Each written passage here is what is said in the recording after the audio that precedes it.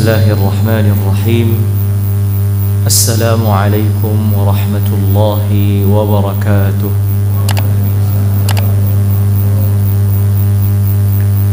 الحمد لله رب العالمين. الحمد لله حمدا يوافي نعمه ويكافئ مزيده.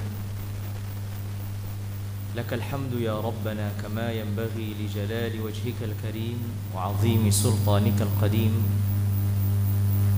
أشهد أن لا إله إلا الله وحده لا شريك له، وأشهد أن سيدنا محمدا عبد الله ورسوله. اللهم صل وسلم وبارك على عبدك ورسولك النبي الأمي سيدنا محمد وعلى آله وأزواجه وذريته وصحابته والتابعين ومن تبعهم بإحسان إلى يوم الدين. أما بعد، فاللهم إنا نسألك علما نافعا ورزقا طيبا وعملا صالحا متقبلا. Hadirin sekalian yang dirahmati dan dimuliakan Allah Tabaraka wa Ta'ala, pada kesempatan kita akan bersama dengan satu kisah yang disebutkan dan diriwayatkan di dalam kitab-kitab hadis, termasuk di dalam kitab Sahih Al-Bukhari alaihi rahmatullah, tentang suatu peristiwa yang terjadi pada kehidupan atau pada zaman kehidupan Sayyidina Rasulullah alaihi afdhalus salati wa atammus salam.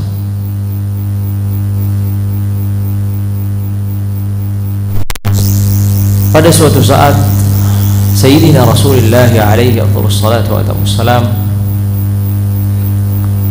pulang dari suatu perang. Yang perang ini disebut dengan Ghazwatul Muraisiyah, atau juga disebut dengan Ghazwatu Banil Mustaliq. Dalam peperangan ini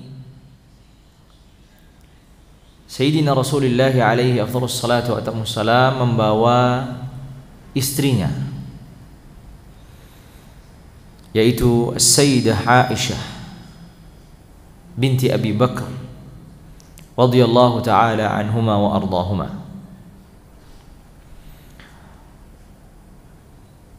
Dan Sayyidah Aisyah menceritakan kisahnya bahwa Rasulullah alaihi afdhalus salatu wa atammus salam apabila hendak melakukan suatu perjalanan safar, karena beliau memiliki istri yang cukup banyak, sehingga agar berlaku adil, maka beliau mengundi nama-nama istrinya ini, siapa di antara mereka yang akan menemani Sayyidina Rasulullah alaihi afdhalus salati wa atammus salam. Dalam Ghazwatul Muraisi atau Ghazwatul Banil Mustaliq ini, yang keluar namanya ketika diundi adalah Sayyidah Aisyah binti Abi Bakar Siddiq radhiyallahu ta'ala anhuma wa ardahuma. Tentu berkaitan dengan Ghazwatul Muraisi atau Ghazwatul Banil Mustaliq ini ada kisah terpisah, tapi yang ingin kita ulas dan ingin kita kaji pada kesempatan malam hari ini adalah kisah secara khusus yang terjadi pada ibunda kita, yaitu Ummul Mukminin Ummi Abdillah Aisyah binti Abi Bakar As-Siddiq radhiyallahu ta'ala anhuma wa ardahuma. Beliau menceritakan kisahnya. Setelah namaku yang keluar di antara undian nama-nama istri-istri Rasulullah alaihi afdhalus salati wa atammus salam wa radhiyallahu an azwajin nabi jami'an, maka aku keluar membersamai Rasulullah alaihi afdhalus salati wa atammus salam. Dan ketika aku keluar membersamai Nabi, kala itu sudah diturunkannya ayatul hijab. Ya ayuhan nabiyyu qul azwajika wa banatika wa nisa'il mu'minin yudnina 'alaihinna min jalabibihin dzalika adna yu'raf ila akhir ayat. Intinya sudah turunkan ayatul hijab, kewajiban bagi wanita kaum muslimat, terutama juga istri Nabi dan putri-putrinya, untuk mengenakan hijab secara sempurna, tertutup rapat. Maka Aisyah keluar menggunakan hijab yang lengkap, dan juga ia mengendarai kendaraan, yaitu onta, tapi dalam kondisi juga tertutup. Ada namanya, dulu orang Arab menyebutnya dengan haudaj. Haudaj ini semisal bilik kecil gitu, yang diletakkan di atas onta, sehingga seluruh sisinya tertutup. Ya, apabila ada seorang perempuan atau wanita di dalamnya, sehingga benar-benar terjaga dan tertutup. Nanti ketika ada waktu untuk istirahat, maka haudaj ini bisa diturunkan dan kemudian bisa beristirahat di bawah tanpa harus di atas onta. Inilah yang terjadi pada Sayyidah Aisyah radhiyallahu taala anha wa ardhaha. Ia bersama Rasulullah alaihi afdhalus salatu wa atammus salam. Ia memiliki kendaraan khusus. Lalu kemudian setelah selesai perang, perang Al-Muraisi atau Ghazwatul Mustaliq, ketika Rasulullah hendak balik ke Madinah, maka Sayyidina Rasulullah alaihi afdhalus salatu wa atammus salam melakukan istirahat bersama pasukan ini. Ketika beliau kemudian melakukan istirahat dan sudah selesai dari istirahatnya, beliau mengumumkan akan keberlangsungan perjalanan. Sudah cukup istirahat, kita lanjut lagi perjalanan. Di saat beliau sedang mengizinkan dan memberi tahu kepada seluruh pasukan kaum muslimin untuk melanjutkan perjalanan ke kota Madinah, Sayyidah Aisyah radhiyallahu taala anha warḍah keluar dari haudajnya tadi, dari biliknya tadi, dari tempatnya, untuk membuang hajatnya. Padahal Rasulullah alaihi wassalatu wassalam sudah mengumumkan akan berlangsungnya perjalanan. Tapi beliau karena ingin membuang hajat, maka meninggalkan haudajnya, tempat ia tinggal, kemudian melewati dan menjauh dari pasukan ini dan rombongan safar ini. Setelah selesai, beliau radhiyallahu taala anha wa ardhaha buang hajatnya, beliau kembali untuk bersiap-siap melanjutkan perjalanan bersama rombongan. Tapi ternyata beliau radhiyallahu taala anha warḍaha merasa ada sesuatu yang hilang dari dirinya, yaitu kalungnya. Ia merasa kalungnya hilang. Yang disebutkan dalam sebagian periwayatan, kalung ini seharga 12 dirham. Sebenarnya tidak terlalu mahal secara harga. Tapi intinya beliau radhiyallahu taala anha warḍaha kemudian berusaha untuk mencari kalungnya. Karena beliau radhiyallahu taala anha wa ardhaha tersibukkan untuk mencari kalungnya, ternyata rombongan safar tadi sudah berjalan dan meninggalkan beliau radhiyallahu taala anha wa ardhaha. Haudajnya diangkat, diletakkan di atas ontanya, lalu kemudian berjalan. Beliau menceritakan sendiri, kenapa kok bisa orang-orang yang mengangkat haudajnya ini tidak merasakan ada orang atau tidak ada orang dalam haudaj ini kan tentu kerasa ya. Sayyidah Aisyah radhiyallahu taala anha ardhaha mengatakan bahwa kala itu aku masih muda.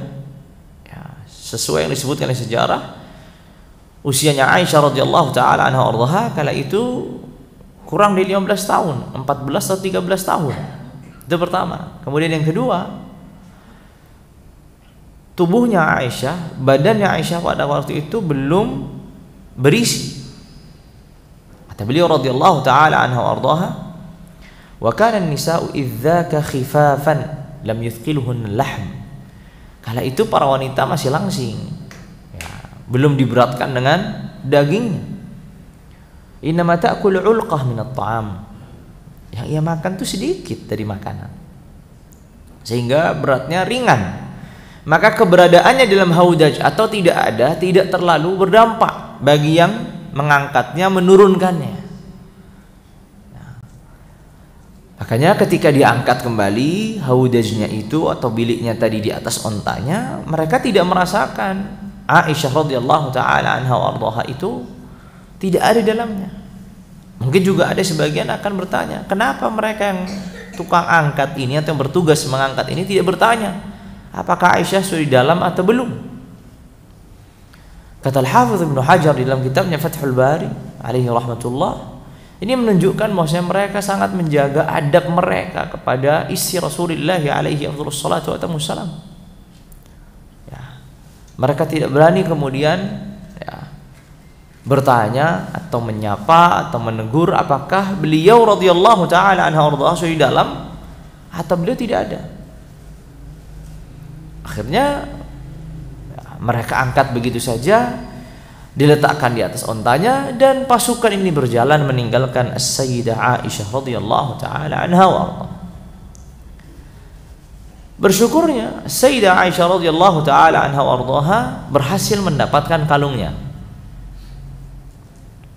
Beliau berhasil mendapatkan kalungnya. Tapi sayangnya setelah berhasil mendapatkan kalungnya, rombongan sudah meninggalkannya. Ya, rombongan dan pasukan perang ini sudah pergi jauh. Aisyah menceritakan, kala itu usiaku masih cukup muda, wa kuntu jariyatan haditsatas sin. Kala itu usiaku masih cukup muda.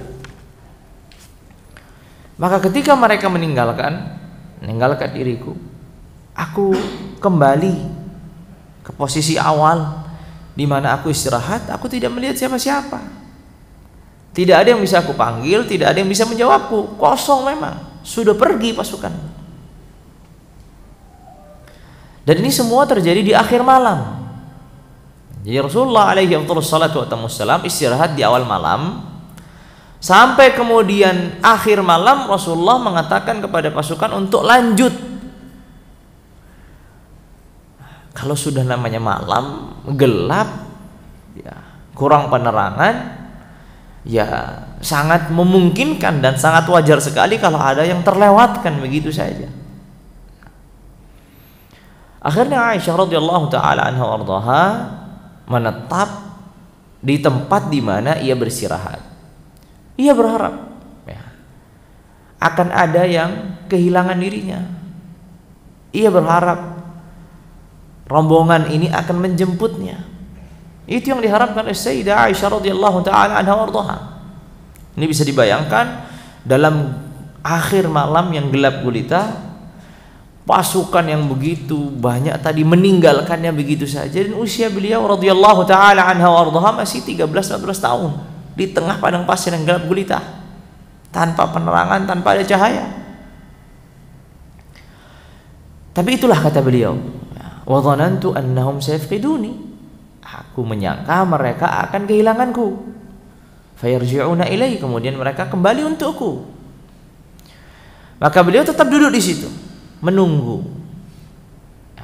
Sambil menunggu, karena ini di akhir malam, beliau kemudian ngantuk dan tertidur. Beliau sudah menutup jilbabnya, hijabnya, kemudian karena sambil duduk menunggu tertidur radhiyallahu taala anha ardhaha. Ketika beliau sedang tertidur radhiyallahu taala anha wa ardhaha, tiba-tiba ada seorang sahabat yang bernama Safwan Ibnul Mu'attal As-Sulami radhiyallahu taala anhu ardah. Safwan Ibnul Mu'attal As-Sulami radhiyallahu taala anhu ardah. Safwan Ibnul Mu'attal As-Sulami ini datang setelah Ibunda Aisyah radhiyallahu taala anha ardah tidur. Al-Hafidh Ibnu Hajar menyebutkan di Fathul Bari ada dua kemungkinan. Kemungkinan pertama, Safwan bin Mu'attal ini memang ditugaskan untuk menyapu jalan.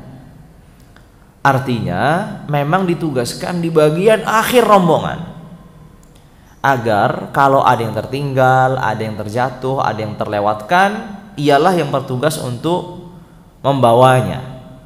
Ini kemungkinan pertama. Ada pula kemungkinan yang kedua, memang Safwan bin Mu'attal As-Sulami ini tertinggal karena juga tertidur.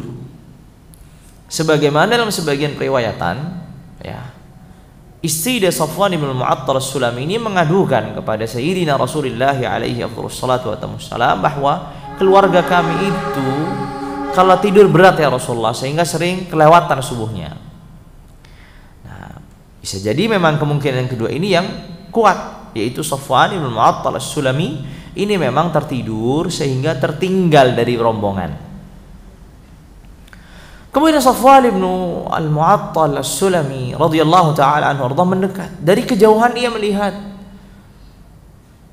adanya kehitaman, menunjukkan adanya seorang wanita atau perempuan, tapi ia tidak mengetahui siapa sebenarnya.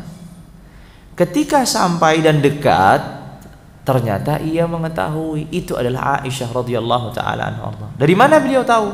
Karena sebelum diturunkannya ayatul hijab, para sahabat mengenal istri-istri Rasulullah alaihi wassalam. Termasuk juga wajahnya Aisyah dikenal sebelum turunnya ayatul hijab. Dan kala itu karena Aisyah tertidur, yang tadinya sudah tertutup sebenarnya wajahnya. Aisyah sudah mengatakan, waqad talaffaqtu bi jilbabi. Akan tapi karena aku tertidur ya tersingkaplah. Biasa orang tertidur demikian. Maka ketika kemudian Safwan bin Mu'attal As-Sulami radhiyallahu taala anhu ardah melihat Sayyidah Aisyah radhiyallahu taala anha ardah, ia menyadari kalau inilah istri Nabi, Ummul Mukminin, Ummu Abdillah, putrinya Abu Bakar Siddiq radhiyallahu taala anha ardaha. Maka pertama kali diucapkan Safwan bin Mu'attal As-Sulami adalah kalimatul istirja', yaitu inna lillahi wa inna ilaihi raji'un. Inna lillahi wa inna ilaihi raji'un. Ibnu Hajar dalam kitabnya Fathul Bari menjelaskan kalimat ini bisa jadi diucapkan Safwan bin Mu'attal As-Sulami karena ia mendapatkan suatu peristiwa, bagaimana mungkin istri Nabi kok bisa tertinggal di sini? Ini kan suatu musibah ya. Bisa juga ucapan Safwan inna lillahi wa inna ilaihi raji'un itu ditujukan untuk membangunkan Sayyidah Aisyah radhiyallahu taala anha. Makanya Sayyidah Aisyah radhiyallahu taala anha wa ardaha, kata beliau, aku terbangun karena ucapan inna lillahi wa inna ilaihi raji'un yang diucapkan oleh Safwan radhiyallahu taala anhu arda. Lalu kemudian Sayyidah Aisyah radhiyallahu taala anha ardaha, karena aku terbangun dengan kalimat itu maka aku segera menutup wajahku. Lalu kemudian kata Aisyah, ya ini sebagai persaksian beliau terhadap seorang sahabat yang mulia ini, itu Safwan bin Mu'attal, dan adabnya sangat-sangat menjaga kehormatan istri Rasulullah alaihi wassalam. Kata Sayyidah Aisyah, wallahi ma kallamani kalimatan, demi Allah ia tidak berbicara denganku satu kata pun. Wala sami'tu minhu kalimatan ghairu istirja'i, aku pun tidak mendengar ucapan apapun darinya selain ucapan inna lillahi wa inna ilaihi raji'un. Makanya Ibnu Hajar mengatakan ini menunjukkan adab yang sangat tinggi yang dimiliki oleh sahabat-sahabat Rasulullah alaihi wassalam, termasuk Safwan ibn al-Mu'attal As-Sulami radhiyallahu taala anhu. Lalu kemudian Safwan mendudukkan ontanya agar ontanya terduduk, agar Sayyidah Aisyah radhiyallahu taala anha wa ardhaha bisa menaiki ontanya tanpa berbicara, tanpa menyapa, tanpa mengatakan apapun. Ia menundukkan ontanya, kemudian Sayyidah Aisyah naik di atas ontanya, kemudian berjalan tanpa ada komunikasi sedikit pun. Ya. Ialah yang menuntun onta ini dan Sayyidah Aisyah radhiyallahu taala anha ardhaha yang di atasnya. Lalu kemudian Safwan bin Mu'attal dan Sayyidah Aisyah radhiyallahu taala anha wa ardhaha berusaha dan berupaya untuk mengejar rombongan. Dan subhanallah, mereka berhasil mengejar rombongan di saat sudah siang dan terang benderang di waktu zuhur. Dan biasanya Rasulullah alaihi afdhalus salatu wassalaam melakukan istirahat di waktu siang ini untuk menunggu agar tidak terlalu panas untuk melanjutkan perjalanan. Di saat siang terang benderang mereka berdua hadir. Di sini Al-Hafidz Ibnu Hajar menunjukkan sesungguhnya kalau terjadi apa-apa antara Aisyah dan Safwan radhiyallahu taala anhu ardhahuma, maka caranya tidak begitu. Artinya caranya bukan justru keduanya ini datang ketika siang. Ya. Justru datangnya nunggu malam, menyelinap, kan begitu. Ini menunjukkan memang tidak terjadi apa-apa. Ini sudah menjadi suatu isyarat sebenarnya. Kalau seandainya terjadi sesuatu antara Safwan dan Sayyidah Aisyah radhiyallahu taala anhuma wa ardhahuma, sebagaimana tuduhan yang nanti akan kita dengar, maka mengapa mereka berdua datang di saat orang semua menyaksikan mereka berdua?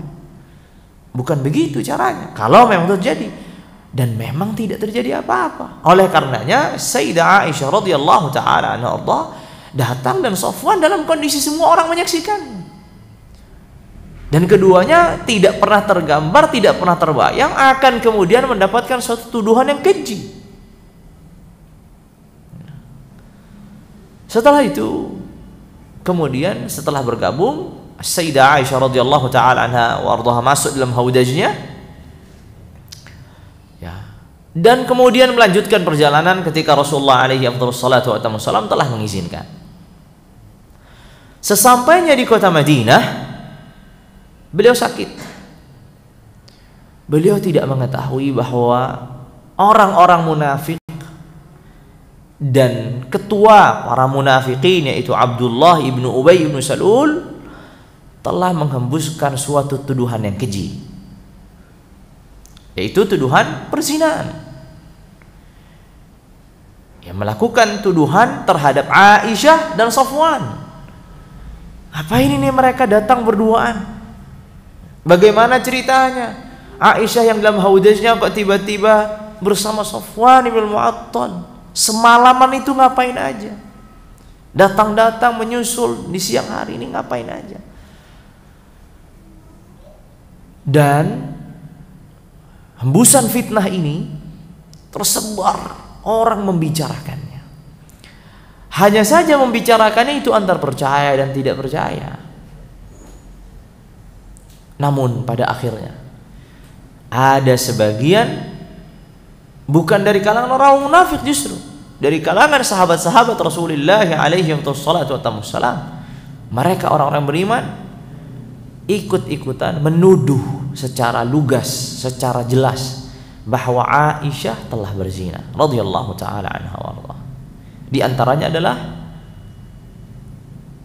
Hasan bin Thabit radhiyallahu taala anhu wa ardhaha. Di antara adalah Mistah bin Utsatsah, masih memiliki kekerabatan dengan Abu Bakar radhiyallahu taala anhu wa ardhaha. Di antaranya adalah saudarinya Zainab bintu Jahsy yang bernama Hamnah bintu Jahsy radhiyallahu taala anha wa ardhaha. Tiga orang ini yang dikenal, yang disebutkan dalam ahli sejarah dari kalangan sahabat-sahabat Nabi yang ikut berbicara dan melakukan tuduhan. Memang menuduh, bukan lagi mempertanyakan atau meragukan, bukan, tapi memang sudah jelas menuduh. Dan kita ketahui dalam Islam ada namanya sanksi tuduhan, namanya haddul qadhf, yang ditegakkan bagi orang yang menuduh orang lain berzina tanpa ada bukti. Ya. Mereka akan mendapatkan 80 cambukan, kan begitu, ketika tidak ada bukti, tidak ada 4 saksi atau tidak ada pengakuan dari pelaku. Intinya tersebarlah berita ini, diberbincangkanlah. Sedangkan Aisyah radhiyallahu taala anha wa ardhaha sakit. Dan disebutkan sakitnya itu selama sebulan. Ini ujian. Karena mungkin safar yang jauh, ya bisa jadi juga tadi karena Aisyah ya tidur di malam hari tanpa tadi tempat yang sudah disediakan. Dan perjalanan ini semua membuat kemudian ketika sampainya di Madinah beliau sakit radhiyallahu taala anhu arda, sakit panas yang tidak sembuh-sembuh selama 1 bulan. Sebagian sejarah menyebutkan lebih tepatnya 37 hari, artinya waktu yang panjang dan ujian yang cukup berat ya, kala itu dengan perbincangan manusia adalah ketika Allah juga tidak menurunkan wahyu menjelaskan apa yang terjadi sesungguhnya. Jadi wahyu terputus berkaitan tentang peristiwa yang dialami Aisyah dan Safwan bin Mu'attal ini. Tidak ada penjelasan dari Allah Tabaraka wa Ta'ala tentang peristiwa ini selama 37 hari itu atau lebih. Lalu kemudian setelah 1 bulan atau setelah 37 hari seperti yang disebutkan oleh sebagian sejarah, Aisyah sudah mulai sembuh dari sakitnya, tapi masih di masa pemulihan ya. Ketika di masa pemulihan ini, Aisyah ini belum dengar cerita apapun. Dan Sayyidah Aisyah radhiyallahu taala anha pun tidak mendengarkan dari siapapun karena sakit, mungkin tidak ada orang berkunjung datang. Kata Aisyah, satu-satunya hal yang membuatku aku curiga, aku agak ragu adalah perilaku Nabi kepadaku, di mana Rasulullah alaihi afdhalus salatu watammussalam kalau dalam kondisi sebelum-sebelumnya mendapatiku dalam kondisi sakit itu akan sangat ramah, akan sangat lemah lembut, akan sangat perhatian. Tapi kali ini aku sakit selama 1 bulan atau lebih, Rasulullah itu hanya datang, hanya menanyakan kabar saja. Artinya Aisyah merasakan itu saja. Bukan berarti Rasulullah tidak perhatian ya. Rasulullah tetap menjalankan hak-haknya Aisyah radhiyallahu taala anha dan kewajibannya sebagai suami. Di antaranya Rasulullah tetap bertanya tentang kondisinya. Setiap datang menjumpai Aisyah, menyalami, menyapa, kemudian menanyakan bagaimana kondisimu. Tapi Aisyah merasa tetap ada yang berbeda ya. Walaupun kemudian itu terbukti setelah mendengarkan dari cerita-cerita tentang dirinya. Intinya setelah Aisyah sudah di masa pemulihan, ia ingin keluar dari rumahnya membuang hajat. Dan kala itu kata Aisyah, rumah-rumah kami ini seperti orang-orang terdahulu, tidak ada ya tempat khusus pembuangan hajat di dalam rumah. Jadi buang hajatnya di mana? Di luar. Mencari tempat yang terbuka, tempat yang rendah, agar disitulah tempat orang membuang hajat. Dan uniknya Aisyah radhiyallahu taala anha menceritakan bahwasanya kondisi orang-orang Arab itu terbiasa untuk membuang hajatnya di malam hari, khusus para wanita. Jadi sudah terprogram begitu ya, sudah terbiasa kalau buang hajat di malam hari. Ini subhanallah, karena kita itu gimana ceritanya bisa diprogram begitu kan? Tapi begitu kata Aisyah ya, kita tidaklah membuang hajat kecuali dari malam ke malam, tidak siang tidak sore, tapi dari malam ke malam. Maka ketika di malam hari itu aku keluar bersama dan ditemani oleh seorang sahabiyah bernama Ummu Mistah, ibunya Mistah, yang mana anaknya, putranya menuduh Aisyah berzina. Mistah bin Utsama. Ini ibunya yang ikut menemani Aisyah. Karena Aisyah sedang masa pemulihan ya, butuh teman. Ya, khawatir kalau terjatuh atau apa intinya. Kemudian setelah mereka selesai buang hajat, tiba-tiba Ummu Mistah ini terpleset. Ya, terpleset karena hijabnya. Ketika terpleset, ia menyebut buruk tentang anaknya. Celaka Mistah. Ini kan suatu kalimat yang mungkin sudah terbiasa. Ya, orang kalau mendapati sesuatu yang nggak enak itu terucap suatu kata-kata yang nggak enak. Gitu. Yang diingat adalah Mistah, maka dia mendoakan celaka Mistah, ta'isa Mistah. Aisyah radhiyallahu taala anha warḍaha yang tidak tahu menahu mempertanyakan itu, kenapa Mistah? Ya? Ittaqillah, bertakwalah kepada Allah, engkau ibunya.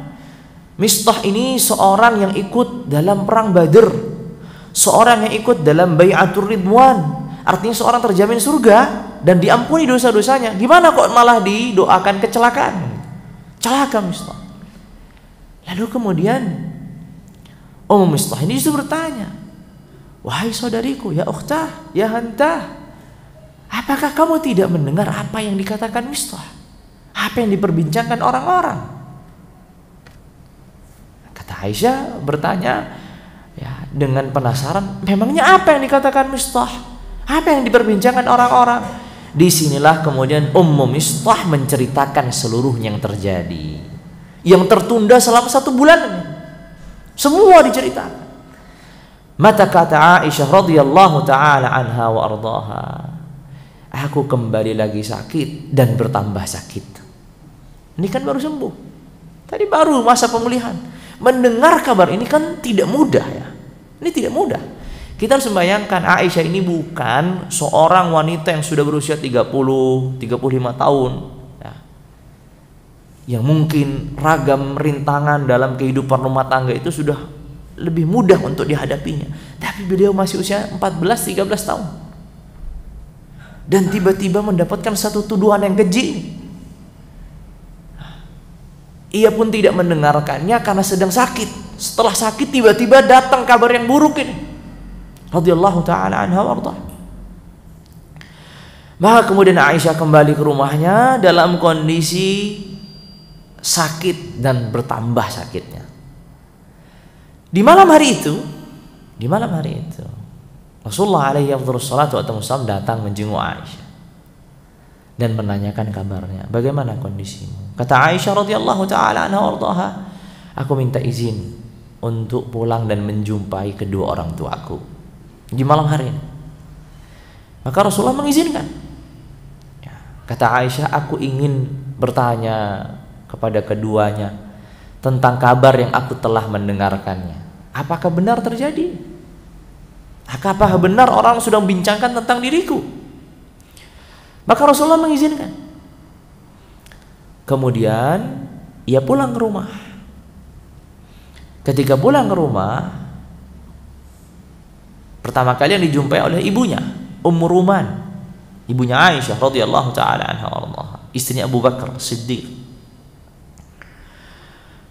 Ketika menjumpai ibunya, dia menangis dan mengatakan, wahai ibuku, apakah benar yang dikatakan orang-orang tentang diriku? Maka kata ibunya menenangkan putrinya, tenanglah wahai putriku, tidaklah ada seorang wanita yang cantik dan suaminya itu memiliki beberapa istri selain dirinya kecuali dia akan mendapatkan gangguan-gangguan dalam kehidupannya. Ya, ini cara seorang ibu yang menenangkan sang putri.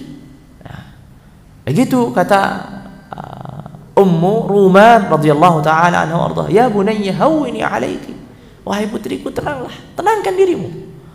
Fa wallahi laqalla ma kanat imra'atu qat wadhi'ah 'inda rajulin yuhibbuha wa laha dhara'ir illa aktharna 'alayha. Wahai putriku, tenanglah. Itu suatu perkara yang biasa. Kalau ada seorang wanita yang cantik, dicintai oleh suaminya, dan suami ini memiliki beberapa istri selain dirinya, kecuali orang-orang selalu membincangkan tentang wanita ini. akan mendapatkan gangguan dalam kehidupan rumah tangganya. Biasa saja. Di saat Aisyah sedang berbincang dengan ibunya, tiba-tiba datang seorang wanita dari kalangan Ansor, ya, minta izin untuk masuk menjumpai Ummu Ruman sambil cerita tentang anaknya yang ikut-ikutan menuduh putrinya berzina. Aisyah yang tadinya sudah tenang kemudian mendengarkan cerita dari wanita ini yang dalam tanda kutip ya sumpah serapah terhadap anaknya. Anakku ini celaka, fulan juga celaka, fulan juga celaka. Masa mereka menuduh putrimu? Akhirnya terjadilah cerita panjang, cerita semuanya yang besar detail. Karena Aisyah mendengarkan ini semua ya dengan ya, kesedihannya, kemudian bertanya, apakah Rasulullah sudah mendengar semua ini? Bertanya kepada ibunya. Kata ibunya, "Na'am, Rasulullah sudah mendengarnya." Iya, Rasulullah sudah mendengar. Apakah ayahku sudah mendengar semua ini? Iya, ayahmu sudah mendengar semua ini. Maka kemudian Aisyah pingsan. Berat bagi Aisyah radhiyallahu taala anha warḍaha. Setelah mendengar dari Ummu Mistah tadi, ya, lalu kemudian dari seorang wanita Ansor ini tadi, lalu kemudian ternyata ia juga mengetahui bahwa Rasulullah juga sudah tahu. Jadi selama ini Rasulullah tahu, Abu Bakar juga tahu. Berat bagi beliau radhiyallahu taala anha warḍaha menerima kenyataan ini sehingga beliau pingsan.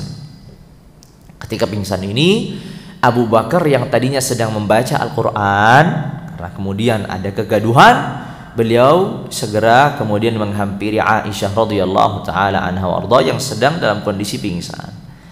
Maka kemudian berusaha untuk ya dibangunkan, dikembalikan. Akhirnya Aisyah radhiyallahu taala anha warḍaha siuman dari pingsannya.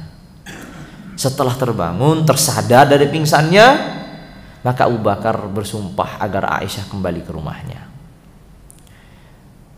Akhirnya Aisyah pulang, ya radhiyallahu taala anha warḍaha. Ketika beliau radhiyallahu taala anha warḍaha pulang, beliau mengatakan, aku pada malam itu menangis. Ya, fabakaitu tilkal lailah. Aku menangis pada malam hari itu. Hatta asbahu la yarqa'u li dam'un. Sampai tidak pernah terputus air mataku ini, terus keluar air mata. Wala aktahilu binaum. Aku tidak bisa merasakan tidur, nggak bisa tidur. Hatta asbahtu abki, sampai pagi aku masih menangis. Ini dari malam sampai pagi. Di pagi harinya Rasulullah alaihi afdhalus salatu wassalaam memanggil dua orang. Yang pertama Usamah bin Zaid, yang kedua Ali bin Abi Thalib, untuk diajak bermusyawarah dan berunding. Sebaiknya aku bagaimana ini? Apakah aku ceraikan saja Aisyah atau aku biarkan sampai Allah ya, memberikan kabar tentang Aisyah ini yang sesungguhnya? Rasulullah bertanya kepada Usamah, ya radhiyallahu taala anhuma wa ardahuma, Usamah bin Zaid. Al-Hafidz Ibnu Hajar mengatakan, kenapa dua orang ini yang dimintai permusyawaratan, perundingan? Karena keduanya ini sama-sama anak muda. Dan biasanya anak-anak muda itu lebih berani untuk berbicara, lebih jujur untuk mengatakan kalimatnya. Kalau orang tua atau sudah lanjut usia, cenderung dia akan menjaga perasaan orang yang berbicara dengannya dan orang yang dibicarakan, kan begitu. Tapi anak muda ini tanpa beban ya ngomong aja dengan jujurnya. Maka Usamah radhiyallahu taala anhuma wa ardhahuma, ya, karena ia melihat, menyaksikan bahwa Rasulullah sangat mencintai Aisyah, dan Aisyah radhiyallahu taala anha wa ardhaha juga wanita yang sangat terjaga, maka Usamah mengatakan, ahlak ya Rasulullah, peganglah keluargamu ini, ialah istrimu, jangan diceraikan. Itu maksudnya. Dan kami tidak mengetahuinya kecuali seluruh kebaikan tentang dirinya. Wa ma na'lamu illa khaira. Yang kami ketahui darinya hanyalah kebaikan. Ini kata Usamah. Sedangkan apa kata Ali? Ali bin Abi Thalib melihat Rasulullah sedih, Rasulullah terbebani pikiran yang berat dengan kasus dan peristiwa ini, sehingga Ali mengatakan, ya Rasulullah, ya "Ya Rasulullah, sesungguhnya Allah Tabaraka wa Ta'ala memberikan kelapangan untuk dirimu. Allah tidak memberikan kesempitan kan untuk dirimu. Dan para wanita selainnya itu banyak." Nah, ini kan isyarat ya, maksudnya nggak apa-apa kalaupun diceraikan, kau bisa menikah dengan wanita-wanita yang lain. Allah kan bukakan untuk dirimu ya. Boleh menikah beberapa saja. Wanita selain itu banyak. Wan nisa'u siwaha katsir. Akan tapi ya Rasulullah, untuk biar kamu lebih ya, mantap lagi, tanya kepada pelayannya Aisyah yang bernama Barirah. Kala itu Barirah radhiyallahu taala anha ardhaha masih menjadi budak oleh satu keluarga yang belum diberdekakan, tapi sudah disewa oleh Aisyah untuk berkhidmat pada dirinya. Maka yang paling kenal Barirah ini, karena kan pelayannya tiap hari bersama Aisyah. Maka Rasulullah memanggil Barirah radhiyallahu taala anha ardhaha. Kemudian Sayyidina Rasulullah alaihi wassalatu wassalam memanggil Barirah, menanyakan tentang apa yang diketahuinya tentang Aisyah radhiyallahu taala anha. "Wahai Barirah, apakah engkau menyaksikan sesuatu yang meragukan, sesuatu yang aneh ya dari Aisyah radhiyallahu taala anha warḍaha?" Maka kata Barirah, "Demi Allah tidak ya Rasulullah. Aku tidak pernah melihat darinya ya, suatu kekurangan, suatu hal yang meragukan. Hanya saja aku melihatnya Aisyah ini seorang yang cukup muda secara usia. Terkadang aku memberikan kepadanya suatu adonan setelah aku membuatnya ya, aku berikan kepadanya untuk menjaganya agar aku menyiapkan apinya agar kita bisa dimasak begitu. Tapi justru beliau radhiyallahu taala anhu tertidur, sehingga ada hewan ternak yang masuk dan dimakan ini adonan. Itu saja kekurangan Aisyah." Yani Barirah di sini sedang menjelaskan, ingin menjelaskan kepada Nabi, seorang wanita, seorang perempuan yang dengan ya, kondisi demikian, masa ia kemudian berpikir melakukan penyelewengan ya, perzinaan dalam rumah tangganya. Barirah sedang menceritakan, Aisyah saja untuk menjaga adonan ini kadang ya, aku sudah mengadonkan, aku yang membuatnya, mengadonnya, kemudian aku berikan kepadanya untuk menjaganya biar aku siapkan api, malah ditinggal tidur dimakan sama kambing atau ayam atau hewan ternak yang ada. Nah, maksudnya Aisyah radhiyallahu taala anha tidak mungkin terbesit sedikit pun untuk melakukan itu, perselingkuhan atau perzinahan, a'yadzan billah ya. Hasya wa kalla, tidak mungkin terjadi. Dalam sebagian periwayatan Ali ya, membentaknya agar Barirah ini benar-benar jujur tentang persaksiannya pada Aisyah. Maka kata Barirah radhiyallahu taala anha, "Demi Allah, aku mengenal Aisyah sebagaimana pengrajin emas yang mengenal emas yang telah dibuatnya dan telah dimurnikannya dari seluruh kotoran yang ada." Maksudnya Aisyah ini sangat suci, sangat bersih. Aku sangat mengenalnya. Tidak mungkin itu terjadi pada Aisyah radhiyallahu taala anha warḍaha. Setelah itu Rasulullah pun mantap bahwa Aisyah tidak melakukan itu. Kemudian Rasulullah datang ke masjid, khutbah di atas mimbar di hadapan para sahabat, mengadukan tentang orang-orang yang menuduh istrinya. Maka kata Rasulullah alaihi afdhalus salatu wassalam, "Ya ma'syaral muslimin, man ya'dzurni min rajulin qad balaghani adhahu fi ahli baiti. Wallahi ma 'alimtu 'ala ahli illa khairan." Wahai kaum muslimin, siapa yang memberikanku alasan, memberikanku uzur tentang seorang yang gangguannya ini sudah sampai kepada rumah tanggaku, kepada istriku, dan demi Allah aku tidak mengenal istriku kecuali seluruh kebaikan. Mereka pun menyebut seorang laki-laki yang dimaksud Safwan bin Mu'attal ini, dan aku tidak mengenalnya kecuali kebaikan. Rasulullah menafikan seluruh tuduhan yang tertuduh kepada Safwan dan kepada Sayyidah Aisyah radhiyallahu taala. Di sini kemudian ada seorang sahabat yang bernama Sa'ad bin Mu'adz. Dan Sa'ad bin Mu'adz ini dari kalangan Aus, dari kalangan Ansar, dan kaum Ansar ini kan terdiri dari dua kabilah. Satu kabilah Al-Aus, yang kedua adalah Al-Khazraj. Dari kalangan Al-Aus, berdirilah Sa'ad bin Mu'adz, "Ya Rasulullah, aku yang akan menyelesaikan urusanmu ini. Kalau dia yang mengganggu keluargamu itu dari kalangan Aus, maka aku sendiri yang akan membunuhnya. Kalau dia dari kalangan saudara-saudara kami Khazraj, maka perintahkan saja kepada kami. Kami yang akan mengeksekusi. Kami yang akan melakukan." Di majelis itu ada juga kaum dari kalangan Khazraj. Maka seniornya yang bernama Sa'ad bin Ubadah berdiri, tidak terima. Ia merasa terendahkan dan terhinakan. Kok Khazraj seenaknya aja sendiri, Sa'ad bin Mu'adz ini mau membunuh sembarang orang dari Khazraj atas perintah Rasulullah alaihi afdhalus salatu wassalam. Maka kata Sa'ad bin Ubadah, Sayyidul Khazraj, ya, penghulunya Khazraj, mengatakan apa? Ya, kadzabta, la amrullahi la taqtuluhu wa la taqdir ala qatli. Engkau berdusta. Demi Allah, engkau tidak bisa membunuhnya dan tidak akan membunuhnya. Karena semua pembicara ini sudah tertuju kepada satu orang, yaitu Abdullah ibnu Ubay ibnu Salul. Dan Abdullah ibnu Ubay ibnu Salul itu dari kalangan Khazraj.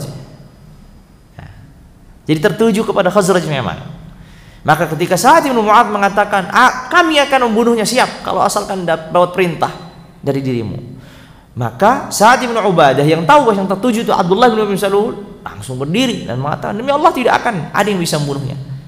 Tidak, kamu tidak yang lainnya. Kemudian Usaid bin Hudhair, masih kerabatnya, ibnu Am Sa'ad bin Mu'adz, ya. Jadi masih sepupuan ini dengan Sa'ad bin Mu'adz, berdiri membantu Sa'ad bin Mu'adz, ya. Dan mengatakan, engkau berdusta. Demi Allah kami akan membunuhnya. Dan sesungguhnya ini terjadi percekcokan.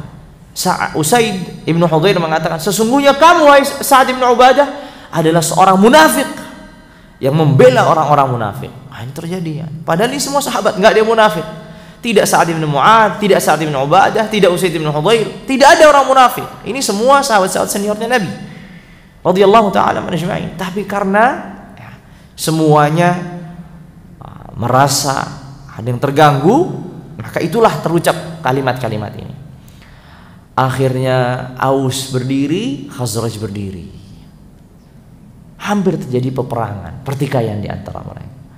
Rasulullah di atas mimbarnya mendiamkan mereka, memerintahkan mereka untuk duduk. Rasulullah tidak cukup melakukan itu. Rasulullah turun dari mimbarnya, kemudian satu persatu disuruh duduk. Alaihi afdhalus salatu wassalam. Ya. Setelah mereka sudah tenang, dalam satu periwayatan beberapa hari kemudian Rasulullah mengajak Sa'ad bin Mu'adz berkunjung kepada Sa'ad bin Ubadah dan makan di rumahnya. Lalu kemudian beberapa hari kemudian Rasulullah gantian mengajak Sa'ad bin Ubadah untuk mengunjungi Sa'ad bin Mu'adz dan makan di rumahnya. Agar mereka damai, sudah selesai. Memang ada problem, ini memang orang munafik Abdullah bin Ubay bin Salul. Tapi jangan sampai kemudian kehadiran seorang munafik ini membuat kalian bertikai. Biarlah. Lalu kemudian apa yang terjadi? Ya, jadi itu terjadi semua di siang hari. Malamnya Aisyah masih menangis siang hari. Di malam hari, Aisyah radhiyallahu taala anha warḍaha masih terus menangis. Ini masih belum selesai menangisnya. Aisyah mengatakan, aku menangis 2 malam 1 hari. Malam pertama tadi, hari itu lanjut malamnya, paginya. Nah, di pagi harinya, berarti di hari kedua, setelah Aisyah tadi menangis 2 malam 1 hari, full tangisan, tidak ada tidur, tidak ada istirahat, nangis terus, meratapi tentang kondisinya. Kemudian di pagi hari, di hari itu datanglah Abu Bakar dan istrinya Ummu Ruman mendampingi Aisyah di kanan dan kirinya. Di saat sedang duduk bersama kedua orang tuanya, Rasulullah pun datang. Ketika Rasulullah alaihi afdhalus salatu wassalamu datang, maka Rasulullah menyapa Aisyah, lalu kemudian berbicara. Karena Aisyah dalam posisi sudah lebih baik kondisinya dari sebelumnya, maka Rasulullah berani untuk berbicara karena Aisyah juga sudah tahu tentang semua peristiwa yang terjadi di luar. Rasulullah mulai dengan memuji Allah, mengucapkan 2 kalimat syahadat, kemudian amma ba'd, kemudian Rasulullah mengatakan, ya Aisyah, wahai Aisyah, fa innahu qad balaghani anki kadza wa kadza, telah sampai kepada aku ini semua ceritanya.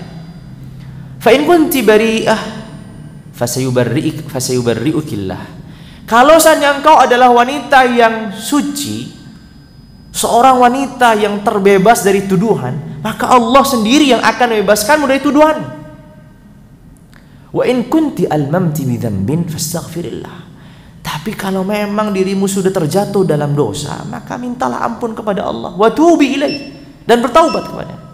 Fa innal 'abda idza i'tarafa bidzambihi thumma taba ila Allah taballah, karena seorang hamba kalau dia bertaubat, mengakui dosanya, maka Allah akan ampuni, Allah akan terima pertaubatan.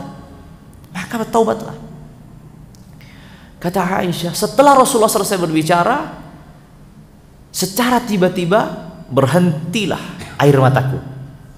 Berakhir air matanya Aisyah radhiyallahu taala anha. Lalu kemudian Aisyah melihat kepada ayahnya, ya abati, wahai ayahku, jawab atas nama diriku, ya, mewakiliku. Engkau lebih berhak untuk menjawab daripada aku. Maka Abu Bakar mengatakan, demi Allah, aku tidak tahu harus berbicara apa dengan Rasulullah alaihi wassalatu wassalam. Putus asa dari ayahnya. Lihat ke ibunya, ibuku, jawab Rasulullah atas nama diriku. Aisyah ini berharap kedua orang tuanya membelanya. Aisyah anak yang baik, Aisyah anak yang begini, tapi tidak dilakukan karena keduanya juga tidak tahu sesungguhnya apa yang terjadi. Akhirnya ibunya juga mengatakan, demi Allah, aku tidak tahu harus ngomong apa kepada Rasulullah alaihi wassalatu wassalam. Lalu karena ayahnya, ibunya tidak menjawab, Aisyah sendiri yang memberanikan diri. Kata Sayyidah Aisyah radhiyallahu taala anha, aku kala itu masih kecil, ya, usiaku masih muda, aku tidak pandai bercakap-cakap, tidak pandai mengatur kata-kata, ya. Maka Aisyah mengatakan dengan kata-kata yang singkat. Kata Aisyah radhiyallahu taala anha bahwa aku telah mendengar semuanya, dan semua kabar itu sudah menetap dalam diri kalian, sehingga kalian mempercayai apa yang dikatakan orang-orang.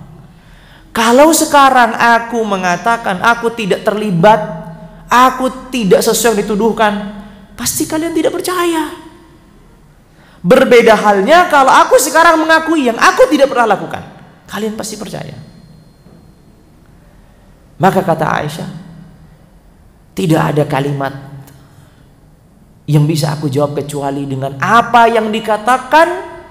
Lalu Aisyah berpikir, yang dikatakan ayahnya Yusuf. Aisyah mau berpikir, dalam satu riwayat, aku itu mencari namanya ayah Yusuf itu siapapun nggak bisa, ya, karena saking sedihnya. Padahal kan kita tahu semua ayah Yusuf adalah Yakub alaihissalam. Ia ingin menyebut nama Yakub pun sudah nggak bisa, kecuali apa yang dikatakan ayahnya Yusuf ketika mengatakan fasabrun jamil wallahul musta'an ala ma tasifun. Aku hanya bersabar saja, apa boleh buatnya, hanya Allah yang menjadi penolongku. Setelah Aisyah selesai berbicara, seketika itu pula Rasulullah turun wahyu padanya, ya, bercucuran keringat. Rasulullah kalau turunnya wahyu itu kan sangat luar biasa, susahnya, berat, karena Allah sudah mengatakan inna sanulqi 'alaika qaulan tsaqila. Seringkali Rasulullah itu setelah turunnya wahyu itu pingsan karena saking beratnya yang diterima dari wahyu ini, jadi tidak mudah, ya.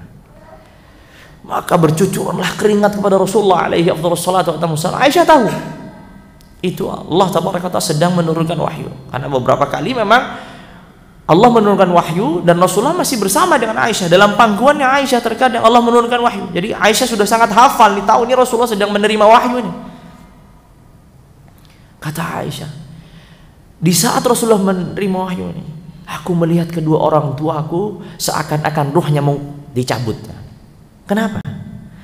Karena mereka takut kalau wahyu yang diturunkan itu justru membenarkan tuduhan orang-orang tentang diriku. Ya, karena kan ceritanya kabar sudah meluas dan wahyu lambat tidak turun memang untuk menceritakan tentang Aisyah. Sedangkan Aisyah dalam kondisi tenang. Allah akan mensucikan diriku. Hanya saja Aisyah yang terkagetkan adalah aku tidak pernah menyangka bahwa Allah akan menurunkan ayat-ayat yang dibaca sampai hari kiamat, yaitu di surat An-Nur. Aku berharap kala itu Rasulullah itu bermimpi. Dalam mimpi itu Allah jelaskan tentang peristiwa ini. Karena kan mimpinya para nabi adalah wahyu. Itu saja harapanku. Aku menyangka diriku ini hina sekali. Gak mungkin sampai kemudian Allah menurunkan ayat yang kita baca di surat An-Nur, innal ladzina ja'u bil ifki usbatum minkum la tahsabuhu syarran lakum bal huwa khairul lakum, ila akhir ayat. Ternyata Allah tabaraka wa taala turunkan ayat itu yang kita baca sampai hari di surat An-Nur. Setelah Rasulullah selesai, Rasulullah tersadar, tersenyum Rasulullah sesuai harapannya. Misalnya Aisyah memang terbebaskan dari seluruh tuduhan itu. Maka kata Rasulullah alaihi wassalam, ya Aisyah, abshiri, amma Allahu azza wa jalla faqad barra'aki. Kabar gembira wahai Aisyah bagi dirimu, sesungguhnya Allah telah mensucikan dirimu, telah membebaskan dirimu dari tuduhan-tuduhan yang keji itu. Aisyah dalam kondisi tenang karena Aisyah sangat yakin tidak terjadi apa-apa ya. Ibunya yang sangat bahagia, sangat senang, sangat gembira. Apa kata ibunya? Aisyah, berdirilah, muliakan Rasulullah, sanjung beliau, berterima kasih kepada beliau. Kata Aisyah radhiyallahu taala anha wa ardhaha yang masih dalam kondisi emosi, wallahi la aqumu lahu, demi Allah aku tidak akan berdiri untuknya, aku tidak akan menyanjung siapapun kecuali Allah tabaraka wa taala. Aku tidak menyanjung siapapun kecuali Allah tabaraka wa taala. Rasulullah pun juga diam, tidak. Rasulullah juga ikut emosi, marah, mau memahami kondisi Aisyah radhiyallahu taala anha wa ardhaha setelah mengalami proses yang panjang ini. Dan setelah itu Rasulullah alaihi wassalam menegakkan sanksi qadhf. Dicambuklah Hasan bin Thabit 80 kali, Hamnah bintu Jahsh 80 kali, lalu ke Mistah bin Utsatsah 80 kali. Sedangkan Abdullah bin Ubay bin Salul justru tidak dicambuk. Para ulama bertanya, membahas kenapa Abdullah bin Salul tidak dicambuk. Ada sebagian mengatakan karena memang Abdullah bin Ubay bin Salul itu tidak melakukan tuduhan secara lugas, tapi ia melakukan provokasi. Jadi hanya menimbulkan tanya-tanya saja, tanda tanya. Jangan-jangan dia ngapain itu ya. Jadi tidak melakukan dia telah berzina, enggak, tapi menimbulkan pertanyaan di orang sampai orang mengatakan dia berzina, kan begitu. Ada juga mengatakan memang Rasulullah sengaja tidak memberikan sanksi kepada Abdullah bin Mas'ud. Kenapa? Agar sanksi di akhiratnya itu dikurangi. Karena kafarahnya orang yang melakukan keburukan di dunia itu ketika ditegakkan had sanksi padanya, itu menjadi pelebur dosanya, penghapus dosanya. Makanya bagi Hasan bin Thabit, Hamnah bintu Jahsh, Mistah bin Utsatsah sudah selesai. Setelah mereka dicambuk sudah terhapus dosanya, sudah selesai. Allah terima pertaubatan mereka dan tidak ada dosa yang tercatat bagi mereka. Dan tidak akan ada sanksi lagi di akhirat, sudah selesai. Sedangkan berkaitan dengan Abdullah bin Ubay bin Salul, Rasulullah biarkan. Kenapa? Agar sanksi di akhirat itu tidak terkurangi. Ya, karena memang dia seorang munafik. Ya, makanya biar tidak terkurangi sedikit pun, semuanya ditumpuk nanti di akhirat. Ayalan billah. Itulah jamaah sekalian dirahmati dan dimuliakan Allah tabaraka wa taala. Singkat kisahnya dari kisah Sayyidah Aisyah binti Abi Bakar radhiyallahu taala anha ardhaha dengan tuduhan keji padanya. Oleh karenanya para ulama mengatakan siapapun hari ini yang menuduh Aisyah telah melakukan perzinahan, maka dia kafir. Kenapa? Karena dia mengingkari firman-firman Allah tabaraka wa taala yang telah menyucikan Aisyah dari tuduhan tersebut. Makanya orang-orang Syiah yang memberanikan diri untuk menuduh Aisyah secara lugas, para ulama bersepakat dia adalah orang yang kafir. Kenapa? Karena menolak Al-Quran. Karena menolak Al-Quran. Al-Quran sendiri Allah sudah sucikan, Allah sudah bebaskan dari seluruh tuduhan itu. Dikatakan Aisyah orang wanita yang suci. Kalau masih ada orang yang menuduh Aisyah dengan demikian, maka dia telah keluar dari Islam. Bukan semata karena menuduh dan menghinakan isi Rasulullah, tapi juga karena menolak kesaksian Allah dan firman Allah Tabaraka wa Ta'ala dalam Al-Quran. Dan orang mengingkari Quran itu bisa terjatuh dalam kekufuran ayadam billah. Jamaah sekalian dirahmati dan dimuliakan Allah Tabaraka wa Ta'ala, itulah yang bisa saya sampaikan pada kesempatan malam hari ini. Semoga bermanfaat dan kurang lebihnya mohon maaf, terlebih waktu yang mungkin sudah terlalu lampau lewatnya. Tapi semoga ini semua menjadi kisah yang bermanfaat bagi kita.